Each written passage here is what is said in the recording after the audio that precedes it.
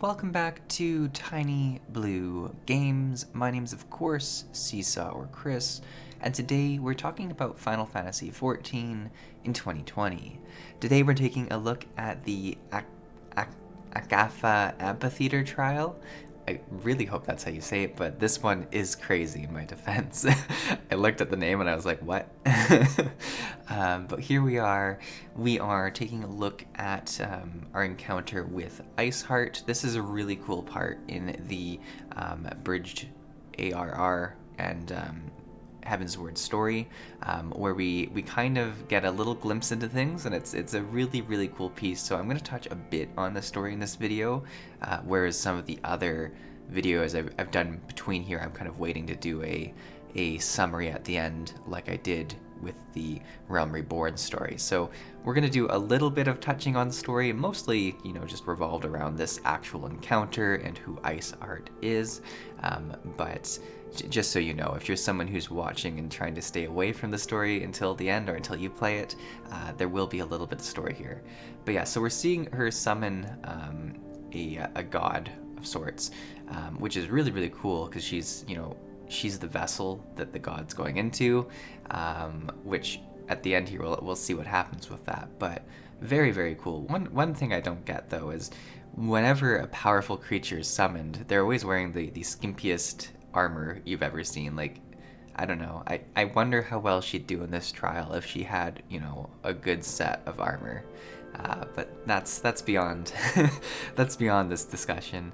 This is another 8-man trial. We are on our scholar, so we are doing some healing. First and foremost, the map looks beautiful. I'm a huge fan of snowiness and just sort of the cold, wintry look, and like so much of this has been like with our last Snowcloak dungeon that had a lot to do with summoning this lady or finding this lady. It's just been a really fun time, and it's got me very excited for the first expansion because pretty much what I've seen is it's going to involve snow, the cold, which kind of sounds like one point now that I'm saying them together, and dragons. Which you can't go wrong with any of those. So I'm really, really excited to see how this goes. But yeah, so we're doing a trial. We're trying to kill her. Things are going pretty well. I mean, ice falls on me from time to time. The hard trials really are a very good way to kind of get used to some mechanics without being too scared of the fights, which is good. I'm definitely scared to see what a lot of these are on Extreme. I mean, I'm excited for sure as well, but it's been kind of comfy just seeing hard, and hard sometimes gets difficult. Like there'll sometimes be a huge burst of damage, or there'll be a specific thing that I'm not aware of, so it's kind of nice that way. One of the things that I've seen in a few fights now is that whenever there's ads spawned by a boss, it's a really good idea to kill them and get them down right away, because there almost always seems to be a attack that the boss will do afterwards that's more powerful based on the ads.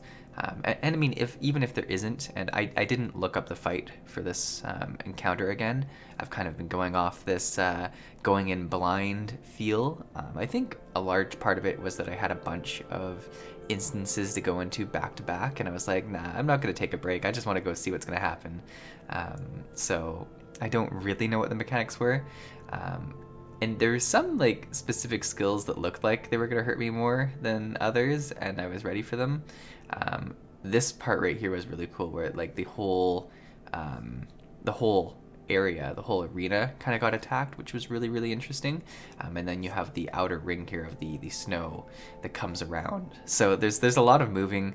And I think that's a big part of Final Fantasy's fights in general, is just trying to be looking around for where you can and cannot stand, which, to be honest, is typical of most tab targeting games.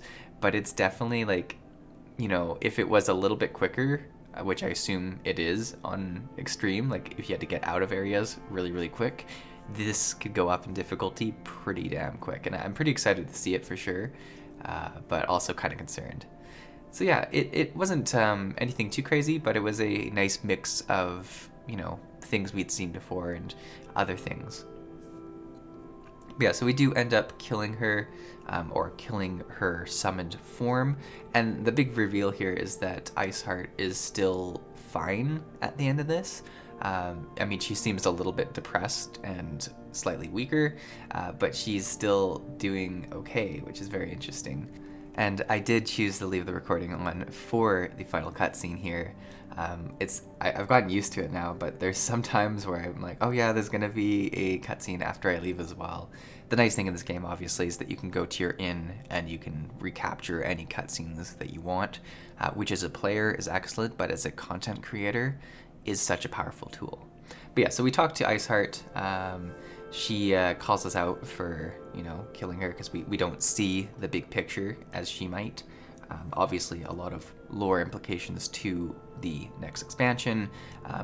The second part of this has been very political, which, to be fair, in general, I'd say Final Fantasy XIV is more of a political game than a lot of other MMOs, or at least shows you a lot of the behind the scenes, like actual meetings and stuff like that, which can get boring, but is also, it's nice to see that, right? It's nice to kind of see why people are doing things, because I think a lot of stories in other MMOs feel worse because, it's like, why did that person just do that? Or like, it seems like they're making decisions that don't really make sense.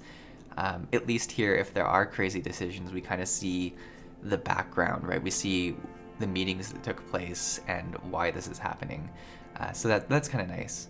But yeah, so we talked to her and she kind of wants us to go check out the Guardian of the Lake, I believe it's called. And she wants us to know what's going on, is typically what I've gotten from this.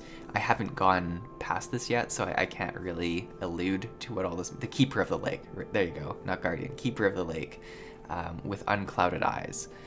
So she really wants us to do that. And then she says some interesting stuff. She says, do not squander Mother's gift, right?